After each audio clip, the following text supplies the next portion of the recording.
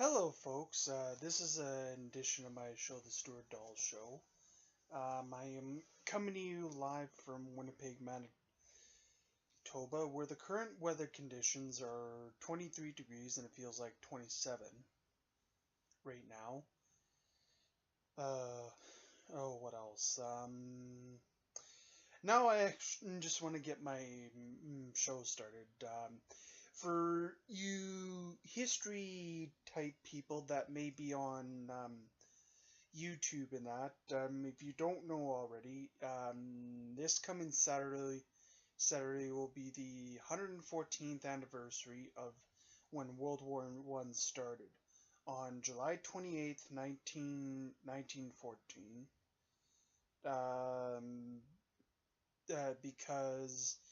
because of the assassination of Archduke Franz Ferdinand, the heir to the Austro-Hungarian Empire, and his wife.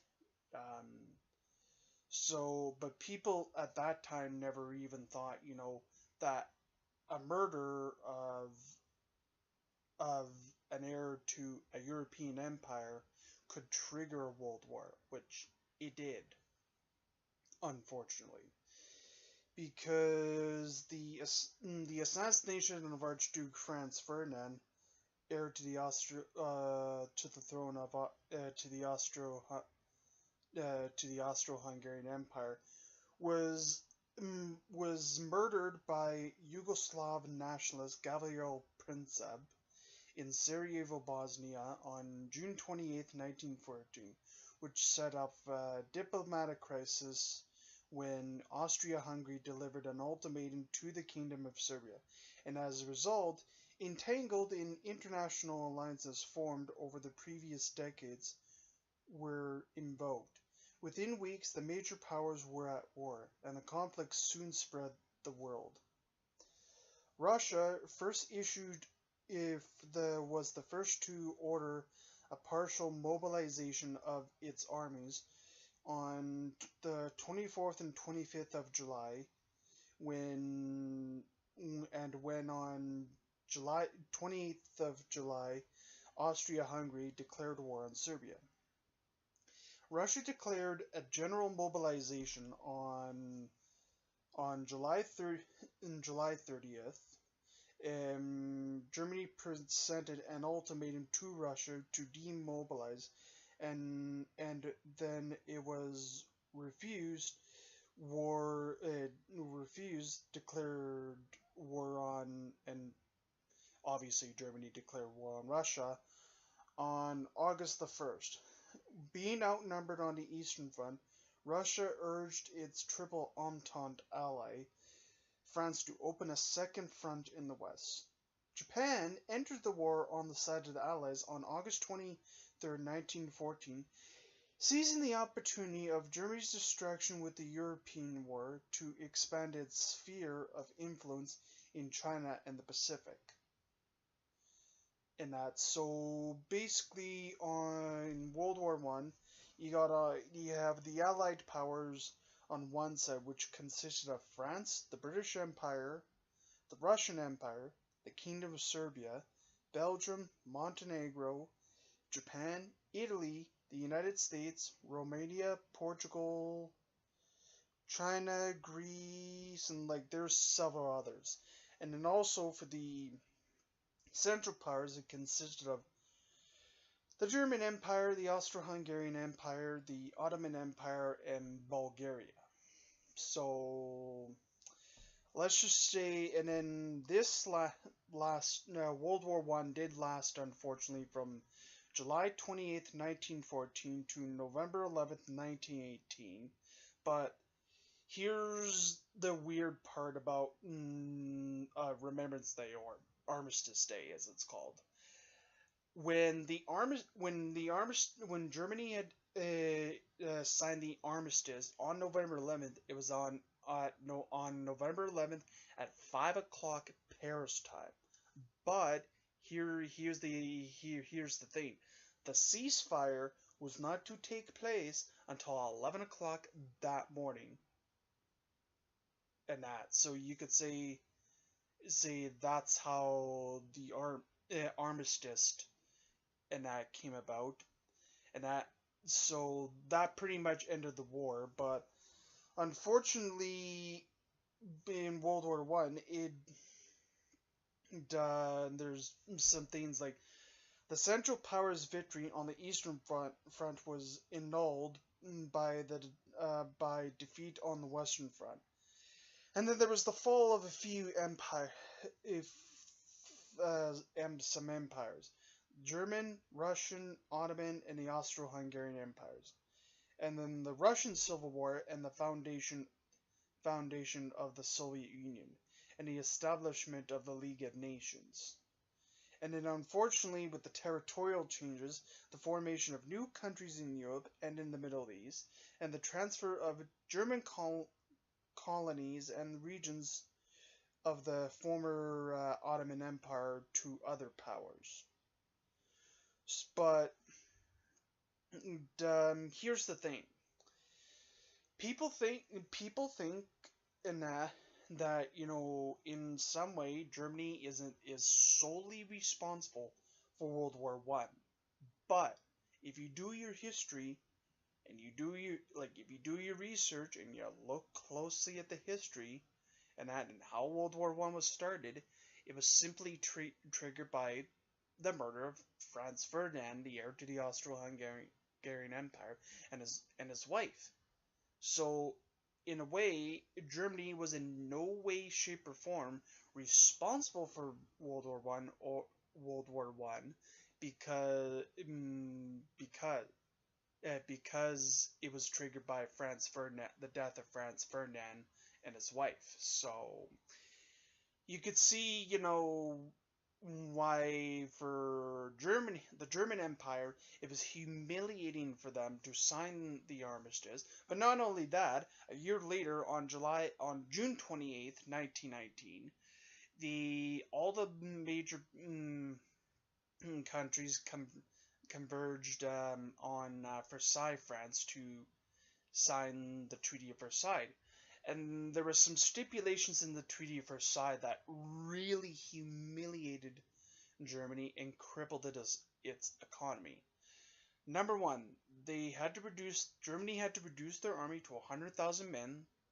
They could have no tanks, no aircraft, and their ships had to be built to a certain weight, but only for coastal defense. So, and then millions of Germans were out of work because all the factories that closed that produced all the weapons, the ammunition, the artillery shells, like you name it. All the factories closed, which put millions of Germans out of work. But then also, in this war to end all wars, supposedly, there was more than 70 million military personnel, including 60 million Europeans, were mobilized in one of the largest wars in history. Over 9 million combatants and 7 million civilians died as a result of the war, including victims of numbers of genocides and a casualty rate exacerbated by the belligerent. Basically, yeah, it was supposed to be the war that end all wars, but unfortunately, that wasn't the case. So unfortunately, it was really humiliating for Germany itself to sign the Treaty of Versailles and act. So, but what was I gonna say? Sorry, itchy nose. So,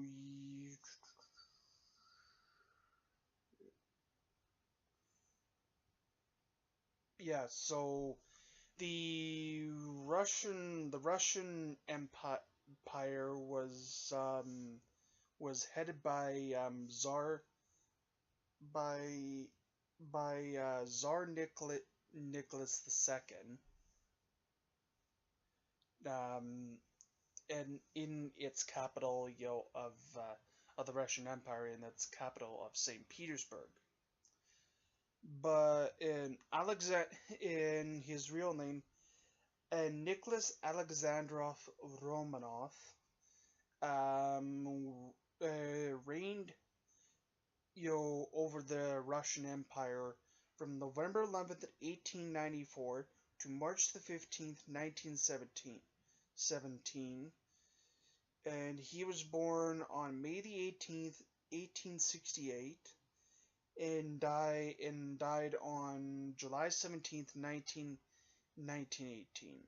So unfortunately, because of millions of deaths, that casualties that the Russian Empire were suffering, and then there was the constant fear of revolt by the workers and that stuff, and basically effectively Russia was basically out of World War One because of revolution, in its own borders. So,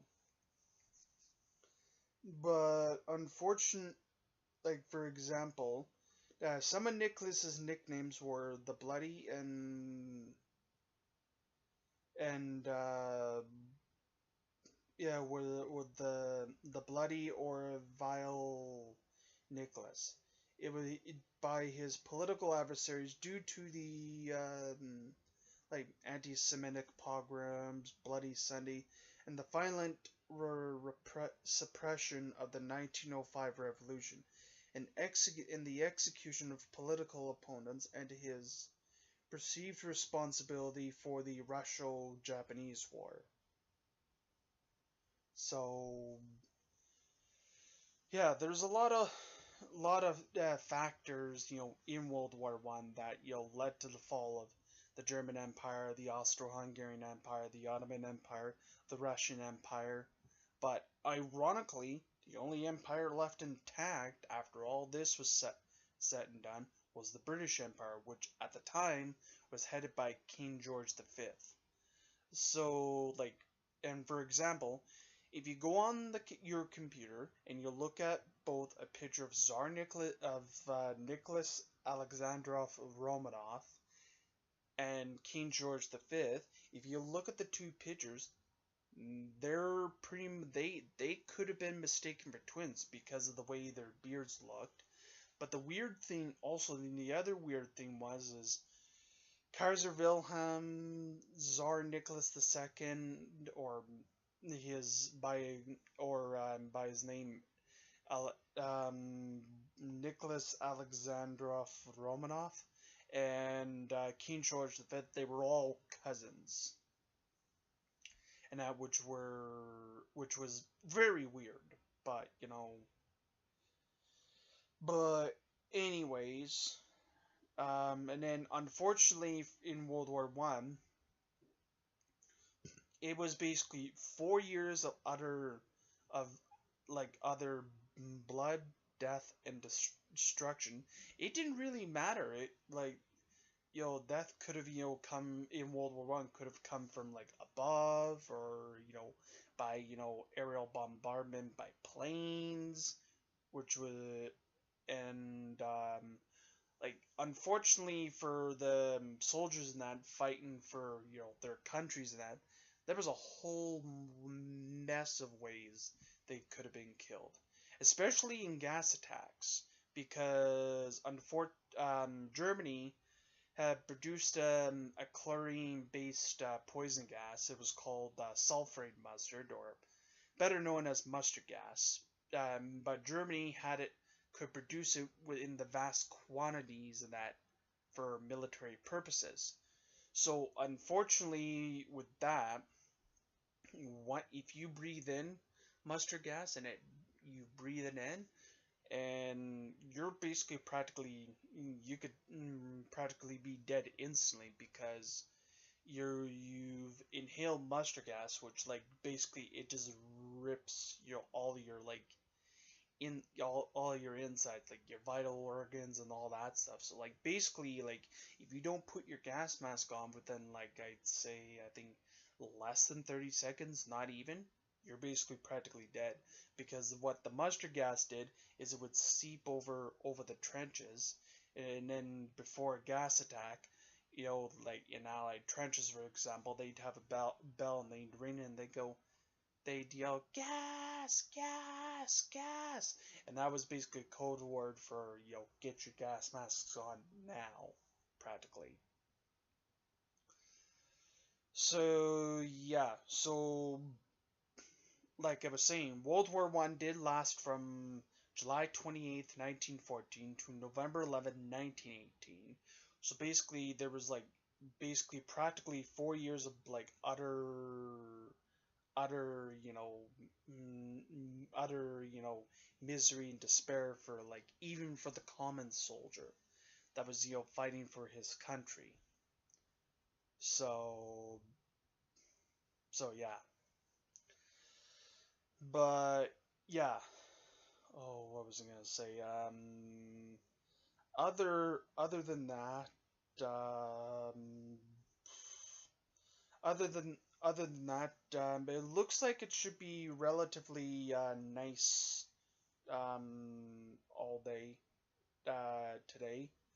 But you never know with weather. Weather could just change like that. And now here, while I'm on here, there's 4 games for Week 7 of the CFL, which kicks off this Thursday, July 26th, when the Edmonton Eskimos take on the Montreal Alouettes, who are trying to salvage something out of their season. And then Friday, it'll be the Toronto Argonauts versus the Winnipeg Blue Bombers here in the second game of the back-to-back. That here in Winnipeg at Investors Group Field. And then Saturday, there's a doubleheader. It'll be the Hamilton Tiger Cats taking on the Ottawa Redblacks. And then the Calgary Stampeders will be taking on the Saskatchewan Roughriders.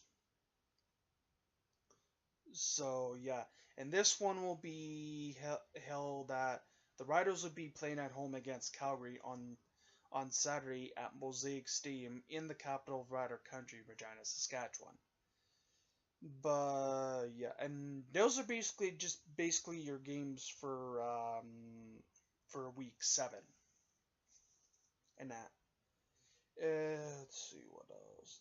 And here are games for today, MLB games for today.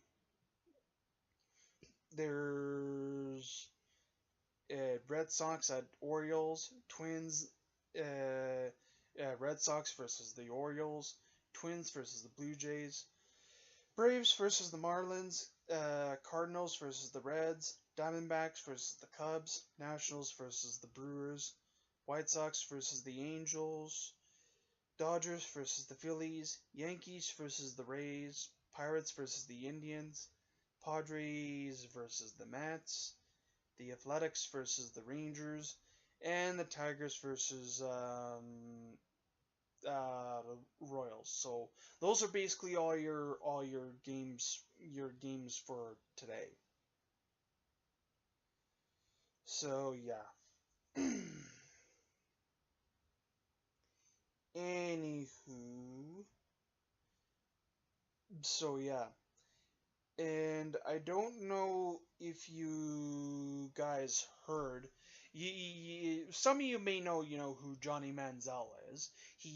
Johnny Manziel used to play for the Cleveland Browns at the NFL, but he was with Hamilton, and now he has now been traded to the Montreal Alouettes, which is yeah. And what's really weird is he was with the Cleveland Browns from 2004 to 2015, and he was with the Ticats briefly, but he had yet to take a snap and that. And then he is now with the Montreal Alouettes. And there's some of Johnny Manziel's career highlights. He won the Heisman Trophy and Davy O'Brien Award and Manning Awards in 2012, and also the Associated Press Player of the Year, the Sporting News Player of the Year, the SEC Offensive Player of the Year in 2012, and consistent All-American 2012, and two-time first-time All-SEC in 2012 and 2013. And his career in the NFL, he'd had 1,675 passing yards and a passing rating of 74.4, 259 rushing yards, and one rushing touchdown. So, yeah. So I guess you could say, yeah.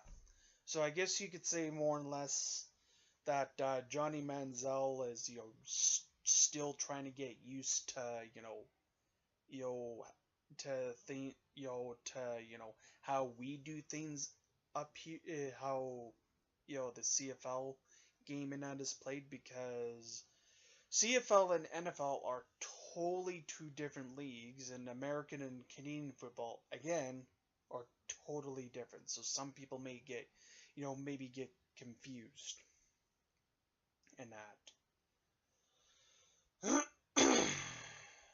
Yeah. But really, um, other than that, I don't have really much else to say other than SummerSlam I believe, trying to think now. SummerSlam, I believe it's on August the 19th, so it's, quite a ways away. And that, so, yeah. So, other than that, this has been another edition of my show, The Stuart Dahl Show. And before I sign off, for you young peoples, stay in school, stay out of trouble, and other than that, just just be yourselves and just stay cool, my friends.